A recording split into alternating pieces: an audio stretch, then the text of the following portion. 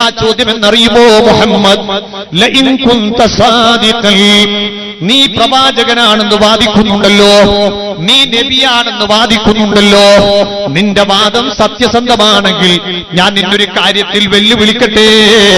ഫദ്ഉദാലിക്കൽ ഹജറല്ലദീ ഹുവ ഫിൽ ജാനിബിൽ ആഖർ, ആ വെള്ളത്തടാകത്തിന്റെ അക്കരയിലുള്ള ഒരു പാറക്കല്ല്, ആ കല്ലിലേക്ക് സൂചിപ്പിച്ചുകൊണ്ട് ഇക്രിമത്ത് പറയുകയാണ്, നീ മുഹമ്മദേ, നീ പറയുന്ന നുബുവത്തിന്റെയും റിസാലത്തിന്റെയും വാദം സത്യമാണെങ്കിൽ നിന്നോടൊരു കാര്യം പറയട്ടെ, ആ നിൽക്കുന്ന കല്ലിനോട് നീ ഇക്കരയിലേക്ക് നിന്റെ മുന്നിലേക്ക് വരാൻ വേണ്ടി പറയണം. പക്ഷെ ഒരു കണ്ടീഷൻ ഉണ്ടെന്നാ, കല്ല് നടന്ന് വന്ന് വെള്ളത്തിലിറങ്ങി വെള്ളത്തിൽ മുങ്ങാതെ നീന്തിയിട്ട് ഇക്കരയിലേക്ക് വന്ന് നിന്റെ മുന്നിലൊന്ന് നിൽക്കണം, എന്നാൽ നിന്റെ റിസാലത്തിന് ഞാൻ സമ്മതിക്കാം.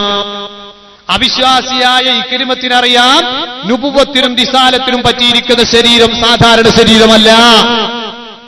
റിസാലത്തിന് അംഗീകരിക്കുന്നു പറയുന്ന ഓ അബ്ദുള്ളയും വഹാബികളും മൗദൂദികളും പറയുന്നു മുഹമ്മദ് നബി സാധാരണ മനുഷ്യനാണ്. വിവരക്കേട്, നിന്റെ പേര് വിവരക്കേട് എന്നല്ലാതെ എന്ന് പറയാൻ അവിശ്വാസിയായ ഇക്രിമത്തിനറിയാം പ്രവാചകത്വ പദവി അതൊരത്ഭുതം സൃഷ്ടിക്കുന്ന ശരീരത്തിന് മാത്രമേ ലഭിക്കുകയുള്ളൂ എന്ന്. അതുകൊണ്ടാണ് ഇക്രിമത്ത് ചോദിച്ചത്. എന്നാ റസൂലുള്ളാഹി അവിടുത്തെ മറുപടി എന്താ? ഇക്രിമത്തെ, അതൊക്കെ തെറ്റിപ്പോയി, ഞാനൊരു സാധാരണ മനുഷ്യനാണ്, എനിക്ക് നുബുവത്ത് എന്നൊരു സാധനം അല്ലാഹു തന്നിട്ടുണ്ട്, നീ വേണമെങ്കിൽ വിശ്വസിച്ചോ അല്ലെങ്കിൽ എന്റെ വഴിക്ക് പോയിക്കോ. അതാണോ പ്രവാചകന്റെ മറുപടി? അല്ല, അല്ലാഹുവിന്റെ ഹബീബ് നേരിയ പുഞ്ചിരിയോടുകൂടാ വെല്ലുവിളി ഏറ്റെടുക്കുകയാണ്. റസൂലുള്ളാഹി സ്വല്ലല്ലാഹു അലൈഹി വസല്ലം അല്ലാഹുവിന്റെ ഹബീബിന്റെ ബറക്കത്തുള്ള കൈകൊണ്ടതാ ആ കല്ലിലേക്കൊന്ന് സൂചിപ്പിച്ച് മാടി വിളിക്കുകയാണ്. സുബ്ഹാനല്ലാഹ്, ഇക്രിമത്തിന്റെ കണ്ണുകൾ നിറയുകയാണ്, ഇക്രിമത്തിന്റെ രോമകൂപങ്ങൾ പൊങ്ങി നിൽക്കുകയാണ്, രോമാഞ്ചമുളയുകയാണ്. കാരണം ഇക്രിമത്തിന്റെ കണ്ണുകൾക്ക് വിശ്വസിക്കാൻ കഴിയുന്നില്ല. അല്ലാഹുവിന്റെ ഹബീബ കല്ലിലേക്കൊന്ന് കൈമാടി വിളിച്ചപ്പോൾ ഫങ്കൽ അൽ ഹജർ, ആ കല്ലതാ അവിടെ നിന്ന് പറഞ്ഞു പൊങ്ങുകയാൽ പതുക്കെ നടന്നുകൊണ്ടത് വെള്ളത്തിലേക്ക് ഇറങ്ങുകയാൽ വെള്ളത്തിൽ മുങ്ങാതെ ആ വലിയ ഘനമുള്ള പാറക്കല്ല് നീന്തി നീന്തി ഇക്കരയിലേക്ക് വന്ന് ഹത്താ സാറ ബൈന യദൈ റസൂലില്ലാഹി, അല്ലാഹുവിന്റെ ഹബീബിന്റെ ബർക്കത്തുള്ള സാന്നിധ്യത്തിൽ ഒരനുസരണമുള്ളൊരടിമയെപ്പോലെ ആ കല്ല് വന്നങ്ങ് നിൽക്കേണ്ട താമസം ഇക്രിമത്തിന്റെ മനസ്സങ്ങിളകിപ്പോയി. താമസമില്ല. അശ്ഹദു അല്ലാ ഇലാഹ ഇല്ലല്ലാഹ് വ അശ്ഹദു അന്ന മുഹമ്മദർ റസൂലുള്ളാഹ്. ഇക്രിമത്തദാ ഇസ്ലാമിലേക്ക് കടന്നു വരുന്നു റളിയല്ലാഹു അൻഹു. മഹാനായ ഇക്രിമത്ത് റളിയല്ലാഹു അൻഹു ഷഹാദത്ത് അംഗീകരിച്ചപ്പോ അല്ലാഹുവിന്റെ ഹബീബ് ഒന്ന് തമാശക്ക് തിരിച്ചങ്ങോട്ട് ചോദിച്ചു, യക്ഫീക ഹാദാ, അല്ല ഇക്രിമത്തെ ഇത്ര മതിയോ? ആ സമയത്ത് ഇക്രിമത്ത് റളിയല്ലാഹു അൻഹുവിന് ഒരു ടെൻഷൻ മനസ്സിൽ. അക്കരയുള്ള കല്ലിനെ ഇക്കരയിലേക്ക് പ്രവാചകൻ വരുത്തിച്ചത് ഞാൻ പറഞ്ഞിട്ടില്ലേ, അത് പിൽക്കാലത്ത് ഒരാൾ അറിഞ്ഞിട്ടത് ഞാൻ ചെയ്തൊരു ക്രൂരതയായി തെറ്റിദ്ധരിച്ചു പോകണ്ട, ഒരു കാര്യവും കൂടെ ചെയ്തു തരണം നബിയേ. ആ കല്ല് നേരത്തെ എവിടെയാണോ അതേ സ്ഥലത്ത് നിന്ന് പോയിക്കോട്ടെ നബിയേ. അല്ലാഹുവിന്റെ ഹബീബ് അവിടുത്തെ ബർക്കത്തുള്ള കൈകൊണ്ട് തിരിച്ചൊരു സൂചിപ്പിക്കൽ. ആ കല്ല് പതുക്കെ നടന്ന് വെള്ളത്തിലിറങ്ങി വെള്ളത്തിൽ മുങ്ങാതെ അക്കരയിൽ പോയി താൻ നേരത്തെ എവിടെയാണോ നിന്നിരുന്നത് അതേ സ്ഥലത്ത് തന്നെ സ്ഥാപിതമാകുന്നു. ലോകപ്രശസ്ത ഖുർആൻ വ്യാഖ്യാതാവ് ഇമാം ഫഖ്റുദ്ദീൻ റാസി റളിയല്ലാഹു അൻഹു സൂറത്തുൽ കൗസറിന്റെ തഫ്സീറിൽ അല്ലാഹുവിന്റെ ഹബീബിന്റെ ഈ പരിശുദ്ധമായ സംഭവങ്ങളൊക്കെ വളരെ വ്യക്തമായി വിശദീകരിച്ചത് കാണാം.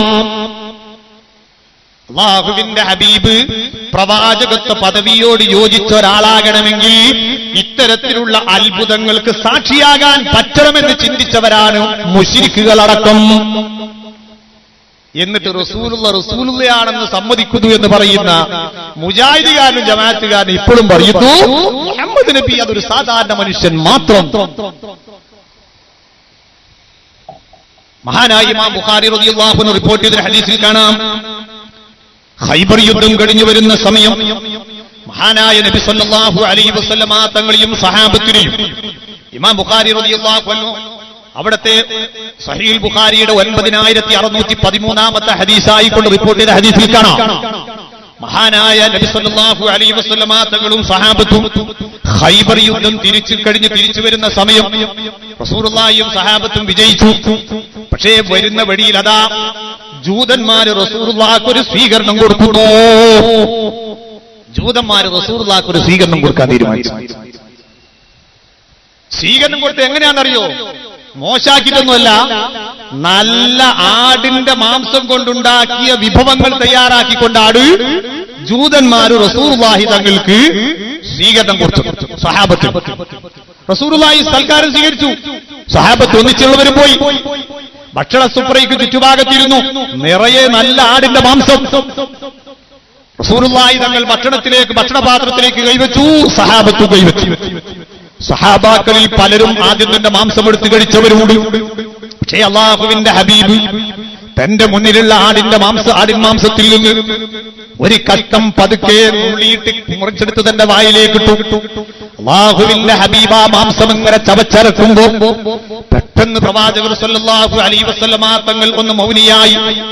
മഹാനായ പ്രവാചകൻ ആ തൊള്ളയിലിട്ട് ചവച്ചിരിക്കുന്ന മാംസം ഇറക്കാതെ അവിടെ കൂടിയിരിക്കുന്ന ജൂതന്മാരോട് പറയുന്നു, നിങ്ങൾ ഇവിടെയുള്ള മറ്റെല്ലാ ജൂതന്മാരെയും ഒന്ന് വിളിച്ചുകൂട്ടണം. എല്ലാവരെയും വിളിച്ചുകൂട്ടി. ഈ ഹദീസിനെ വിശദീകരിച്ചുകൊണ്ട് മഹാനായ ഇമാം റാസി റളിയല്ലാഹു അൻഹു തഫ്സീറുൽ കബീർ രേഖപ്പെടുത്തിയ ഒരു സംഭവം കൂടെ കാണാം. അങ്ങനെ എല്ലാവരെയും വിളിച്ചുകൂട്ടിയിരിക്കുന്ന നബി സല്ലല്ലാഹു അലൈഹി വസല്ലമ തങ്ങൾ ആ ജൂതന്മാരോട് പറഞ്ഞു, ഇന്നി സായിലുക്കും അൻ ശൈഇൻ ഫഹൽ അൻതും സാദിഖീൻ. അല്ല ജൂതന്മാരെ, ഞാൻ നിങ്ങളോടൊരു കാര്യം ചോദിക്കട്ടെ, ആ ചോദിക്കുന്ന കാര്യത്തിന് നിങ്ങൾ സത്യം പറയുമോ? ജൂതന്മാര് പറഞ്ഞു, നഅം, ഓ ഞങ്ങൾ സത്യം പറയാം മുഹമ്മദ്.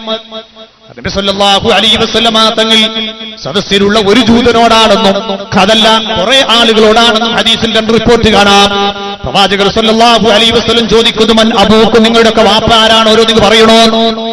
ജൂതന്മാരായ ആളുകൾ അവരുടെ വാപ്പാന്റെ പേര് മാറ്റി പറഞ്ഞു, സത്യം പറഞ്ഞില്ല, കളവ് പറഞ്ഞു. മഹാനായ പ്രവാചകർ സല്ലല്ലാഹു അലൈഹി വസല്ലമ തങ്ങൾ ഉടൻ പറയുന്നു, കദബതും ബൽ അബൂകും ഫുലാൻ, നിങ്ങളൊക്കെ കളവ് പറഞ്ഞുപോയി. നിങ്ങളുടെയൊക്കെ ഉപ്പാന്റെ പേര് ഞാൻ പറഞ്ഞു തരാം. നിന്റെ ഉപ്പാന്റെ പേര് ഇന്നതാണെന്ന് പറഞ്ഞ് ഉപ്പാന്റെ പേര് അങ്ങോട്ട് കൊടുത്തു. ജൂതന്മാരൊക്കെ ഒന്ന് ഞെട്ടി. രണ്ടാമതും അല്ലാഹുവിന്റെ റസൂൽ ചോദിക്കുന്നു, ഞാനൊരു ഹൽ അൻതും സാദിഖീ അൻ ശൈഇൻ ഇൻ സഅൽതുകും അൻ, ഞാനൊരു കാര്യം നിങ്ങളോട് ചോദിക്കട്ടെ, ആ ചോദ്യത്തിന് നിങ്ങൾ സത്യസന്ധമായ മറുപടി തരുമോ? ജൂതന്മാര് പറഞ്ഞു, മുഹമ്മദേ, ഇനി ഞങ്ങൾ കളവ് പറഞ്ഞിട്ട് കാര്യമില്ല. നീ ഞങ്ങളുടെ വാപ്പ അറിയുന്നതിനേക്കാൾ കൂടുതൽ ഞങ്ങളിൽ നിന്ന് നീ അറിയും. അതുകൊണ്ട് ഞങ്ങൾ സത്യം പറയാം, ചോദിച്ചോ. അല്ലാഹുവിന്റെ ഹബീബ് ചോദിക്കുന്നു, ഹൽ ജഅൽതും ഫീ ഹാദിഹി ശാത സുമ്മാ, ഞങ്ങൾക്ക് ഭക്ഷിക്കാൻ വേണ്ടി തന്ന ഈ ആടിന്റെ മാംസത്തിൽ നിങ്ങൾ വിഷം ചേർത്തിട്ടില്ലേ? അബൂ ജഹൽ പറയുന്നു, അവിടെ കൂടിയിരിക്കുന്ന ശത്രുക്കൾ മുഴുവനും പറഞ്ഞു, ജൂതന്മാർ, അതേ, ഞങ്ങൾ വിഷം ചേർത്തിട്ടുണ്ട്, ഞങ്ങൾ വിഷം ചേർത്തിട്ടുണ്ട്. മഹാനായ പ്രവാചകർ സല്ലല്ലാഹു അലൈഹി വസല്ലം ഈ ജൂതന്മാരോട് ചോദിക്കുന്ന ചോദ്യം, എന്തിനാ നിങ്ങൾ ചെയ്തത്? ജൂതന്മാരും അത് പറഞ്ഞ മറുപടി എന്താണെന്നറിയോ? അറദ്നാ ഇൻ കുന്ത കാദിബൽ നസ്തരീഹ് വഇൻ കുന്ത നബിയ്യൻ ലം യദുറുക. ഞങ്ങളുടെ വിശ്വാസം, ഈ ഭക്ഷണം നീ ഒരു നബിയാണെങ്കിൽ എനിക്കൊരു ബുദ്ധിമുട്ടുണ്ടാക്കൂല. കള്ളത്തരം പറയുന്ന ആളാണോ നീ അങ്ങ് മരിച്ചു കിട്ടിയാൽ ഞങ്ങൾക്കൊരു സമാധാനമായതുകൊണ്ടാണ്. ഈ സംഭവത്തെ വിശദീകരിച്ചുകൊണ്ട് ഇമാം റാസി റളിയല്ലാഹു അൻഹു പറയുന്നു, നബി സല്ലല്ലാഹു അലൈഹി വസല്ലമ തങ്ങൾ ആ ആടിന്റെ മാംസം വായിലിട്ടങ്ങ് ചവച്ചപ്പോ വായിലിട്ടിരിക്കുന്ന മാംസം പ്രവാചകനോട് സംസാരിക്കുന്നു, എന്നെ തകത്തോട്ടിറക്കല്ല നബിയേ, വിഷമുണ്ട് നബിയേ. അല്ലാഹുവിന്റെ ഹബീബിന്റെ വായിലിട്ടിരിക്കുന്ന മാംസപിണ്ഡം പ്രവാചകനോട് വായിൽ കിടന്ന് സംസാരിക്കുന്നു. ജൂതന്മാര് പോലും സമ്മതിക്കുന്നു, ഒരാള് പ്രവാചകനാകണോ? സാധാരണക്കാരനായാ പറ്റൂല. പ്രവാചകൻ സാധാരണക്കാരനാണെന്ന് പറയുന്ന വഹാബിക്കാരനും മൗദൂദിക്കാരൻ അവൻ പ്രവാചകന്റെ റിസാലത്ത് മനസ്സിലാക്കിയിട്ടില്ല. ഞാൻ എന്റെ സംസാരം നിർത്തുന്നു. എന്റെ പ്രിയപ്പെട്ട സഹോദരന്മാരെ, ഞാൻ ഒറ്റ കാര്യവും കൂടെ ഓർമ്മപ്പെടുത്തട്ടെ. മഹാനായ ഇമാം റാസി റളിയല്ലാഹു തആല അൻഹു തന്നെ അല്ലാഹുവിന്റെ ഹബീബിന്റെ ബഹുമാനങ്ങൾ എണ്ണിയ കൂട്ടത്തിൽ കാണാം ഒരു സംഭവം. മഹാനായ പ്രവാചകർ സല്ലല്ലാഹു അലൈഹി വസല്ലമ തങ്ങളുടെ ഹദ്റത്തിലേക്ക് പ്രഗൽഭ സഹാബി വര്യനായ മുആദ് ഇബ്നു അഫ്റാ റളിയല്ലാഹു അൻഹു, മുആദ് ഇബ്നു അഫ്റാ റളിയല്ലാഹു അൻഹുവിന്റെ ഭാര്യ ഒരു വേള ഓടി വന്നു ഇലാ ഹദ്റത്തി റസൂലില്ലാഹി, അല്ലാഹുവിന്റെ ഹബീബിന്റെ ഹദ്റത്തിൽ. എന്തിനാ ഓടി വരുന്നതെന്നറിയോ? മഹതിയായ ആ പെണ്ണിന്റെ ശരീരത്തിൽ ഒരു മാരക രോഗം വന്നു. എന്താ രോഗമെന്നറിയുമോ? വെള്ളപ്പാണ്ട് രോഗം. ഈ വെള്ളപ്പാണ്ട് രോഗം പിടിപെട്ട മുആദ് ഇബ്നു അഫ്റാ റളിയല്ലാഹു അൻഹുവിന്റെ ഭാര്യ അല്ലാഹുവിന്റെ ഹബീബിന്റെ സാന്നിധ്യത്തിൽ ചെന്ന് പൊട്ടിക്കരഞ്ഞ് പറയുന്നു, യാ റസൂലല്ലാഹ്, വിനീതയായ എനിക്ക് ഈ വലിയ ഭയമുള്ള രോഗം വന്നിട്ടുണ്ട് നബിയേ, ഇതിൽ നിന്ന് എന്നൊന്ന് രക്ഷപ്പെടുത്തി തരണം നബിയേ. അല്ലാഹുവിന്റെ ഹബീബ് എന്താ കൊടുത്ത മറുപടി? അയ്യോ, അതൊന്നും എനിക്ക് കഴിയില്ല, നീ ഡോക്ടറെ സമീപിച്ചോ എന്നാണോ? ഞാനൊരു സാധാരണ മനുഷ്യനാണ് എന്നാണോ? അല്ല, ആ പ്രവാചക പ്രേമിയായ സഹാബി വനിതയുടെ കണ്ണുനീരേറ്റെടുത്തുകൊണ്ട് അല്ലാഹുവിന്റെ ഹബീബ് ചെയ്യുന്നത് ഒരു ചെറിയ വടിക്കഷ്ടം തന്റെ കയ്യിൽ പിടിച്ചു. ആ വടിക്കഷ്ടം കൊണ്ട് മഹാനായ റസൂലുള്ളാഹി തങ്ങൾ ആ മഹദിയുടെ മൂർധാവ് മുതൽ പാദങ്കാല് വരെ ഒന്നിങ്ങനെ തടവി കൊടുത്തു. തടവി തീരേണ്ട താമസം വെള്ളപ്പാട് രോഗത്തിന്റെ അഡ്രസ്സില്ല. അല്ലാഹുവിന്റെ ഹബീബിന്റെ ശരീരത്തിന് മാത്രമല്ല, റസൂലുള്ളാഹി തങ്ങളുടെ കൈ സ്പർശിച്ച വസ്തുവിന് പോലും ബഹുമാനമുണ്ട്. ആ പ്രവാചകന്റെ ശരീരത്തിലുള്ള തുപ്പുനീരാകട്ടെ, അല്ലാഹുവിന്റെ ഹബീബിന്റെ പരിശുദ്ധമായ തിരുകേശമാകട്ടെ, അതെല്ലാം ബർക്കത്തുള്ളതാണെന്ന് ബഹുമാനത്തോടെ കണ്ടവരാളു. നിങ്ങൾ കണ്ടില്ലേ, പ്രവാചകന്റെ ശിഷ്യന്മാരുടെ കൂട്ടത്തിൽ ഏറ്റവും വലിയ പ്രായം കൂടിയ ഒരു സഹാബിയാണല്ലോ. താബിഈങ്ങൾക്ക് പോലും കാണാൻ അവസരം ലഭിച്ചൊരു മഹാനാണല്ലോ മഹാനായ അനസ് റളിയല്ലാഹു തആല അൻഹു. ആ മഹാനായ അനസ് റളിയല്ലാഹു തആല അൻഹുവിനെ തൊട്ട് ഉദ്ധരിച്ച ഒരു ഹദീസ് മഹാനായ ഇമാം മുസ്ലിം റളിയല്ലാഹു അൻഹു റിപ്പോർട്ട് ചെയ്തത് കാണാം. رأيت رسول الله صلى الله عليه وسلم والحلاق يحلقه وأطاف به أصحابه. ഞാൻ ഹബീബായ തങ്ങളെ പല ഘട്ടത്തിലും കണ്ടു. എങ്ങനെയാണ് കണ്ടത്? ബാർബർ റസൂലുള്ളാഹിന്റെ തലമുടി കളഞ്ഞു കൊടുക്കുന്നത് ഞാൻ കണ്ടിട്ടുണ്ട്. ഒന്നും രണ്ടും പ്രാവശ്യമൊന്നുമല്ല, വ്യത്യസ്തമായ ഘട്ടങ്ങളിൽ. ഉംറയിൽ നിന്ന് തഹല്ലുലാകുന്ന സമയത്തും ഹജ്ജിൽ നിന്ന് തഹല്ലുലാകുന്ന സമയത്തൊക്കെ ഞാൻ കണ്ടിട്ടുണ്ട്. അങ്ങനെ ഞാൻ പ്രവാചകന്റെ മുടി, അന്നത്തെ പ്രവാചകന്റെ മുടി കളഞ്ഞു കൊടുക്കുന്ന ബാർബർ ഇങ്ങനെ കളഞ്ഞു കൊടുക്കുമ്പോൾ ഞാൻ കാണുന്ന രംഗം എന്താണെന്നറിയോ? മുടി കളയുന്ന സ്ഥലത്തതാ സഹാബത്ത് ഇങ്ങനെ വട്ടം കൂടി നിൽക്കുന്നു. എന്തിനാണെന്നറിയുമോ?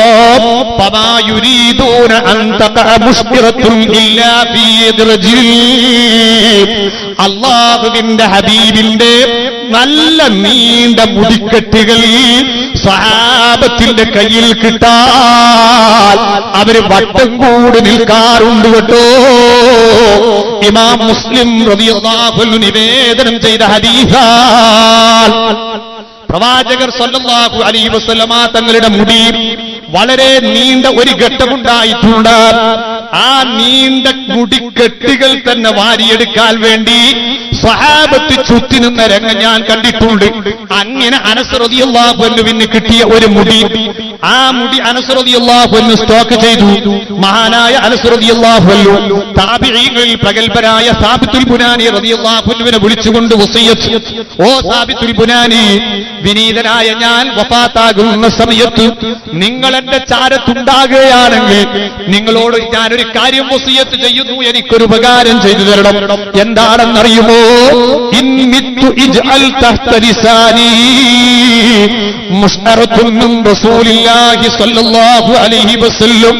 ഞാൻ മരിക്കുന്ന സമയത്ത് എന്റെ അടുക്കൽ നിങ്ങൾ ഉണ്ടാകുകയാണെങ്കിൽ എന്റെ ഹബീബിന്റെ ഈ നീണ്ട മുടിയിതാ നിങ്ങൾ കണ്ടില്ലേ, അതെന്റെ നാവിന്റെ താഴ്ഭാഗത്ത് വെച്ച് തരണം കേട്ടോ. എന്തിനാണ്? മരണത്തിലുള്ള സമയത്ത് എനിക്ക് ഷഹാദത്ത് കലിമ ഉച്ചരിച്ച് കിട്ടാൻ ആ മുടിയുടെ ബർക്കത്ത് കൊണ്ട് പോരാ, ആ മുടിവെച്ച ശരീരം ഖബറിൽ കൊണ്ടുപോയി വെച്ചാൽ അവിടെ എനിക്ക് ഹബീബിന്റെ മുടിയുടെ ബർക്കത്ത് കൊണ്ട് ശിക്ഷ വരാതിരിക്കാൻ നിങ്ങൾ അതൊന്ന് ചെയ്യണം കേട്ടോ. ഫഫഅല സാബിത്തുൽ ബുനാനി അനസ് റളിയല്ലാഹു അൻഹു വഫാത്താകുന്ന സമയത്ത് അല്ലാഹുവിന്റെ ഹബീബിന്റെ പരിശുദ്ധമായ തിരുകേശം അതാ അനസ് റളിയല്ലാഹു അൻഹുവിന്റെ നാവിൽ വെച്ചു കൊടുക്കുന്നു. മിസ്റ്റർ